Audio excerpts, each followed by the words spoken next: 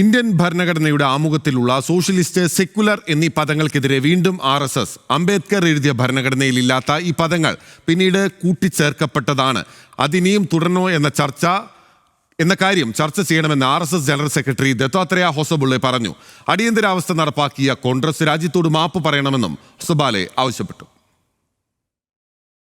1976 ഭരണഘടനയുടെ 42 ഭേദഗതിയിലൂടെ socialist, secular എന്നീ പദങ്ങൾ കൂട്ടിച്ചേർത്തത്. പിന്നീട് ആ പദങ്ങൾ നീക്കം ചെയ്യപ്പെട്ടില്ല. നീക്കിയാലും ഇല്ലെങ്കിലും ഇക്കാര്യം ചർച്ച ചെയ്യേണ്ടതുണ്ടെന്ന് RSS general secretary Dattatreya Hosabale പറഞ്ഞു.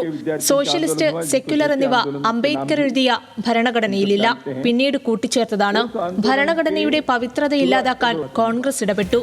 ഇന്ത്യൻ ഭരണഘടനയെ കോൺഗ്രസ് പല ഇടപെടലിലൂടെ ഭിന്നമാക്കി. പ്രത്യയശാസ്ത്രം ഭരണഘടനയിൽ കൂട്ടിച്ചേർക്കാൻ ശ്രമിച്ചുവെന്നും ദത്താത്രേയ ഹൊസബാലെ പറഞ്ഞു. ഡൽഹി അംബേദ്കർ കോംപ്ലക്സിൽ നടന്ന അടിയന്തരാവസ്ഥയുടെ അരനൂറ്റാണ്ടിനെക്കുറിച്ച് സംഘടിപ്പിച്ച ചടങ്ങിലായിരുന്നു ഹൊസബാലയുടെ വിമർശനം. മാധ്യമപ്രവർത്തകനായ റാം ബഹാദൂർ റായിയുടെ പുസ്തകം പ്രകാശനം ചെയ്ത ചടങ്ങിൽ കേന്ദ്രമന്ത്രി നിതിൻ ഗഡ്കരി, RSS നേതാവ് ഗോവിന്ദാചാര്യ തുടങ്ങിയവരും പങ്കെടുത്തു.